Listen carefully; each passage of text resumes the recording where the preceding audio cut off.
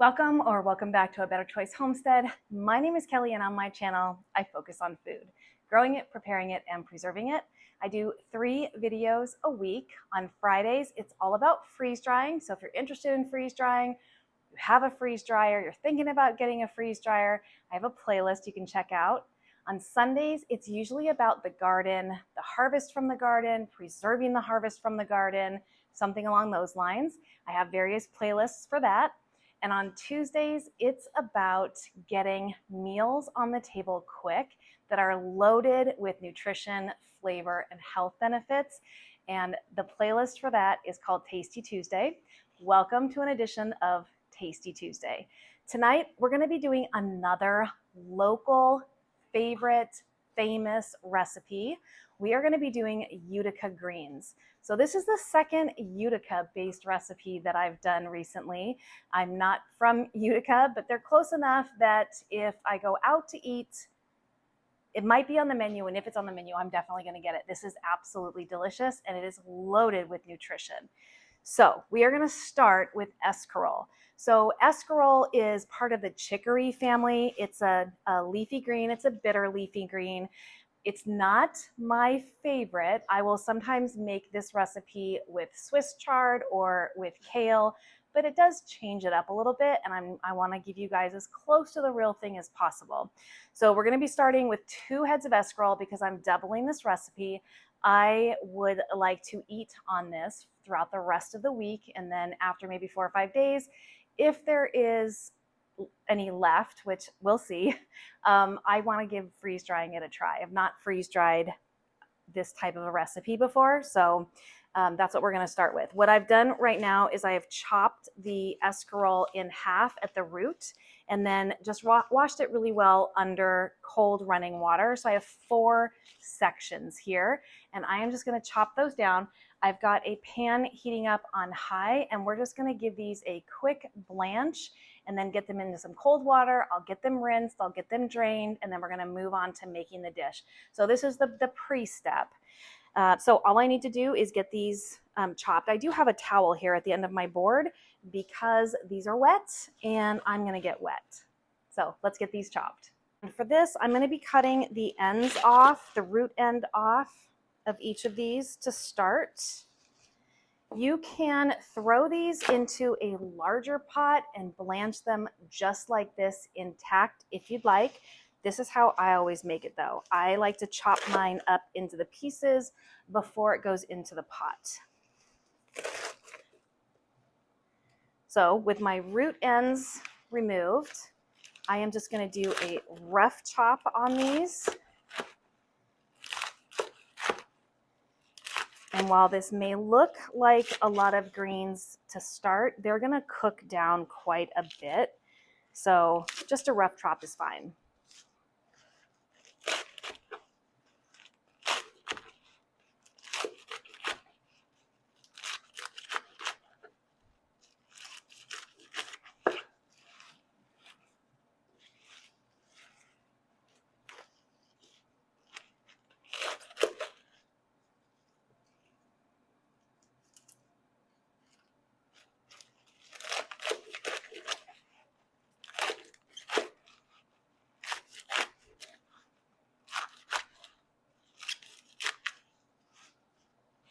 It does look like a lot of greens, but this is deceptive. They are going to cook way, way, way down. All right, we are just coming up to a boil here. So we are just going to start loading greens in, and then I'll take them out, put them in water, get them drained, and we'll move on to the dish. I've got everything back here measured out, prepared, ready to go. So this is going to go quick. The pre-blanching of the escarole helps with the bitterness. So don't skip that step.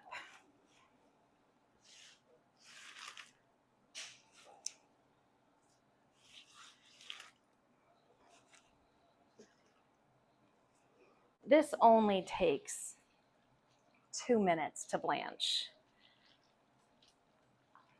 But you can see it's already shrinking way down because it's a green. Now, so you don't think that this dish is just all a plate full of health and maybe not a lot of flavor. I will tell you that I am adding up to a pound of bacon in here. Yes, I am, because bacon tastes delicious, and in this dish, we can afford to have some bacon. And I'm also going to be using some of the peppers that I canned last year. So I canned peppers I got at my farmer's market because I fell in love with them and wanted to preserve them. And Ball had a recipe for preserving peppers in olive oil, which I was surprised about. I'd never heard of that. And I did a whole bunch of them last year. So I pre-roasted them to get them peeled, and then we sliced them and I canned them up in olive oil, and they are amazing. Feel free to use any hot peppers that you have in a jar, whether they're marinated or, whatever, if you've canned them or you can get them at the store. I've also made this with fresh peppers. You just have to cook them a little bit longer to get them softened up, because this is a very quick cooking process once we get started. All right, these look well blanched to me, so I'm going to go ahead and start fishing them out.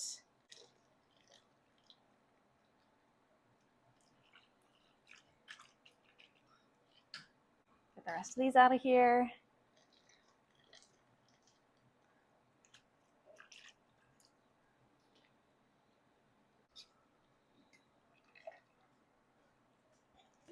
All right, I can get this turned off. We are going to get this drained. I'm going to get out my cast iron skillet, and we are going to get cooking. All right, I've got my skillet turned on to about a medium, and I have a pound of bacon here that I have just sliced up.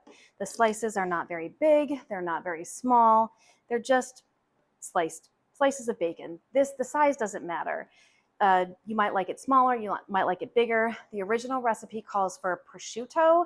That is not my choice in this dish. I'm not a huge fan of prosciutto, but you can use sausage, you can use bacon, you can use prosciutto, you can use what you like. I'm using bacon. And this is more bacon than the recipe would call for, but that's okay. If I don't put all of, I could take some out and I could reserve it for breakfast tomorrow morning to make an omelet or something with, but we'll see what it looks like when it cooks down.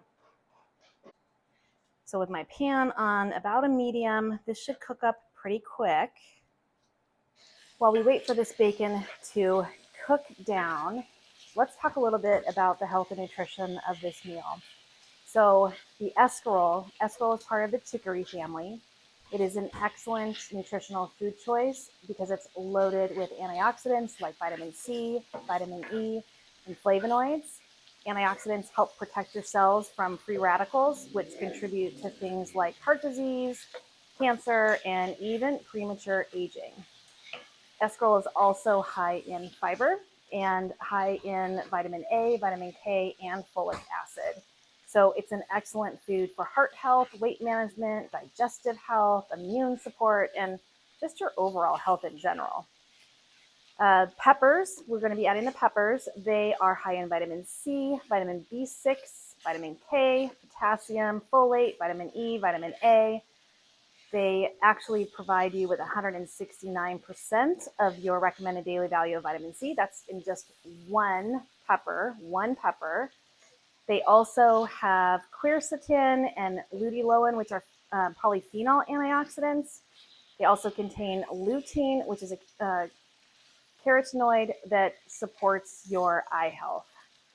We're going to be adding in some onions, and that's going to bring some additional vitamin C, some B6, some folate, more potassium, and then some manganese. Onions are also loaded with antioxidants. And they are anti-inflammatory. They offer heart health, digestive health, and even help you control your blood sugar. And we're going to be using some olive oil in this dish as well. And I think it is well known at this point that olive oil is a heart healthy fat. It also supports your cognitive health, your bone health, and it offers some cancer prevention properties as well. So even though we're going to be using a lot of bacon in here, this dish has amazing nutritional benefits. And speaking of the bacon though, did you know that pork, if it's pasture-raised pork, it offers you a plethora of vitamin D. So if you have pasture-raised pork available to you, choose that because we do not get enough vitamin D in our body. Vitamin D is not actually, it's a vitamin, it's a hormone. It is essential for the proper functioning of our bodies from head to toe. It's very important because you want that vitamin D. All right, the bacon is coming along nicely. It's starting to get brown, so I'm going to go ahead and add the next 2 ingredients here, and that is a large onion chopped. The recipe calls for a medium. I had a large. I'm going with the large.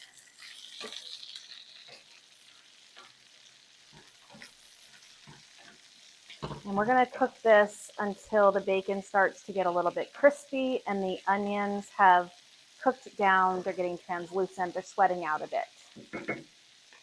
I'm also going to be adding my peppers. So here is the jar of peppers I mentioned, and I'm going to just dump this whole thing in. We've got some spicy oil that is in here with it as well. I'm going to leave these peppers big. You could cut them down if you wanted to. I honestly could sit down and eat an entire jar of just these peppers, so I'll leave them big.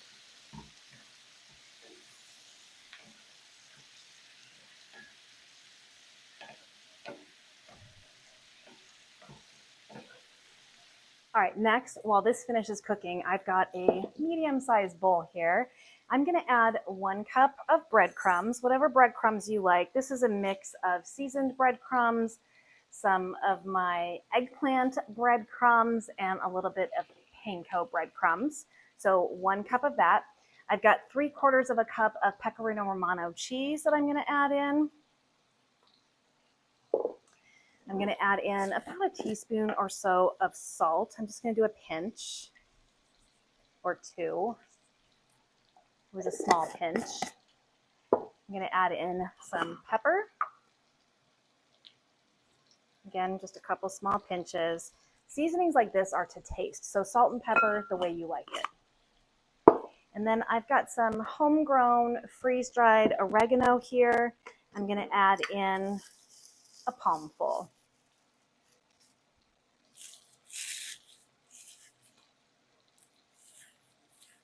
Just get that all smushed down into spice form. And I've got some olive oil. We've already talked about the olive oil and the health benefits of the olive oil. I'm going to drizzle in about a tablespoon or so.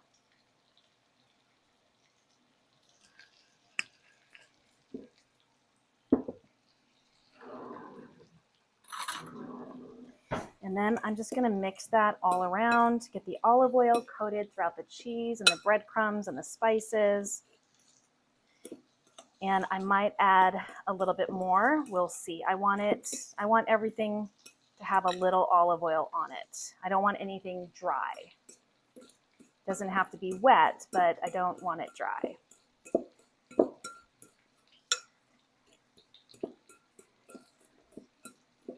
That looks pretty good. I'm going to add just a tiny bit more after I stir this around a bit.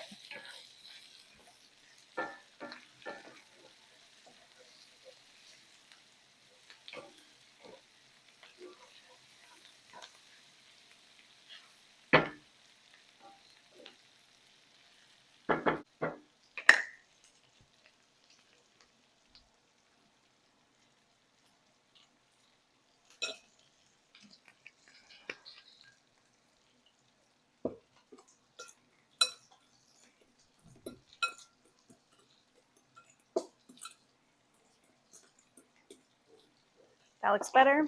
That looks good. I can set that aside for a little bit. Next to this pan, we're going to go ahead and add some minced garlic. I've got that ready to go over here. This was about 6 cloves of garlic. Actually, it was about 8 cloves of garlic, but some of them were really small, so I'm calling it 6.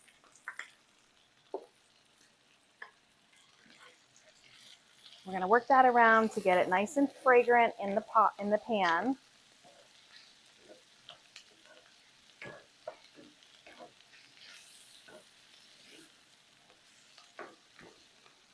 This is smelling amazing. I'm gonna bring you back over so you can see, but first, let's get our escarole ready. So I've just got it in my salad spinner here. I did drain it in the colander, but we wanna get off as much of the water as we can.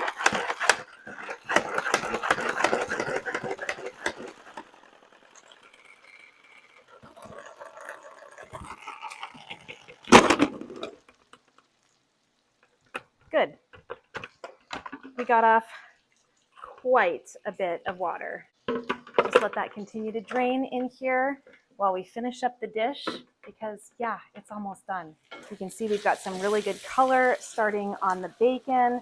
The onions are starting to get just a little bit brown and caramelized. It's looking amazing.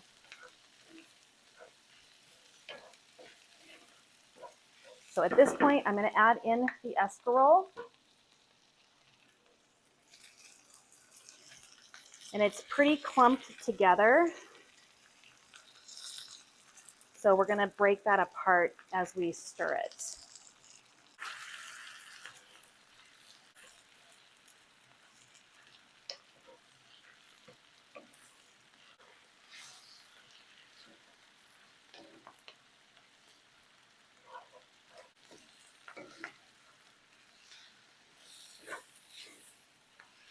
I really wish you could smell this. This is amazing.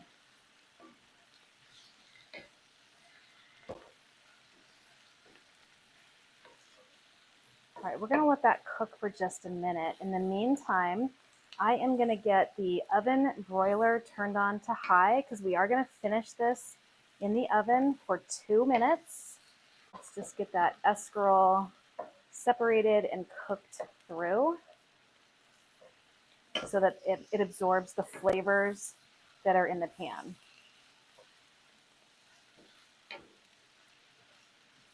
Look at this. Looks incredible. All right, broiler on high. And now I'm going to add some of those breadcrumbs. I'm going to add about 1/3 of them. We're going to mix them all through in here.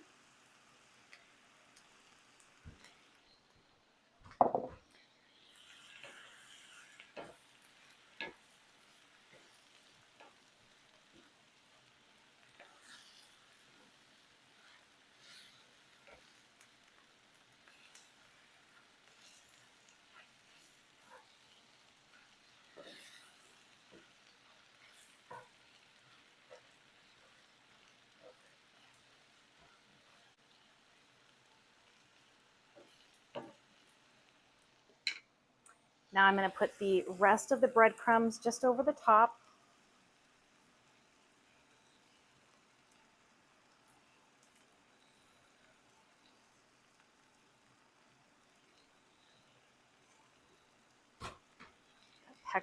Pecorino Romano cheese in here is going to get golden, delicious. Now I'm just going to add a tiny bit more olive oil over the top. I don't want to over pour, so I'm just going to do it in the cap here.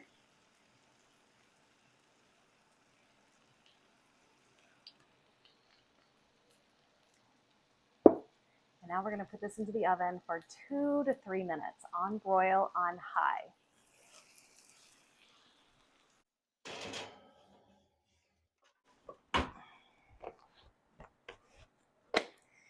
It doesn't get any easier than that. I will bring you back in 2 to 3 minutes when I pull this out. We're at the 3-minute mark. So let's see how we did.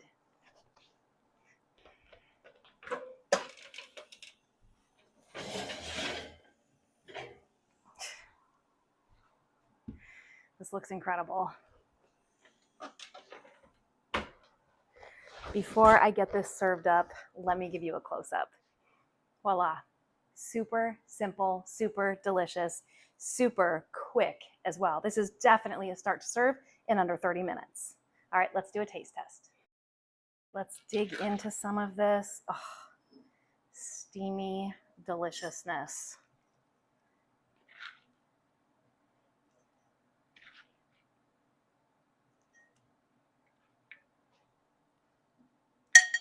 And that's what's for dinner. Here we go. I'm really excited about this.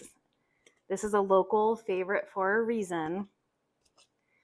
I want to get some blended flavors in my bite. So definitely have a little piece of bacon, some of the greens. I don't think I have a pepper though. I don't have a pepper.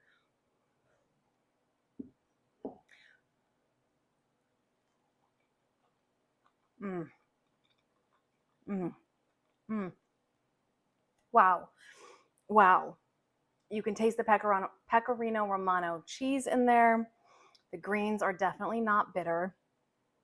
And I've mentioned before that I don't typically like to use escarole because it's bitter. I don't think that's it. I think it's that because I don't like to take the step to blanch it so that it's not bitter, because I'm kind of lazy sometimes when I'm cooking. I like to get things done quick. This is delicious. The breadcrumbs are amazing in here. That little bit of olive oil really helps.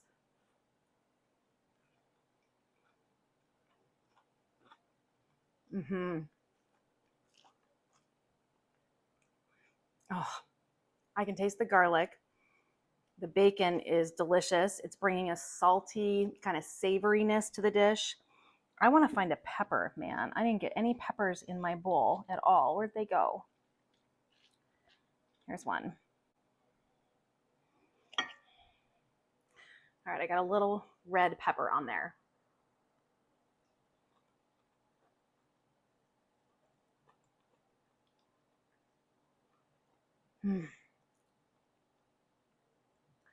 This is phenomenal. It's phenomenal. And it is so nutritious for you. That took me no time at all to put together. And it is an incredibly satisfying meal. It's warm, it's delicious, it's nutritious. It's everything you want in a quick supper. I need another bite here before I go devour this. Mm. Mm. Yeah, that is good. And that is why I made a double batch. Not sure this is going to make it into the freeze dryer. Thank you so much for joining me for another edition of Tasty Tuesday, Utica Greens edition. My name is Kelly. You're at A Better Choice Homestead, and I do hope you come back and visit again soon.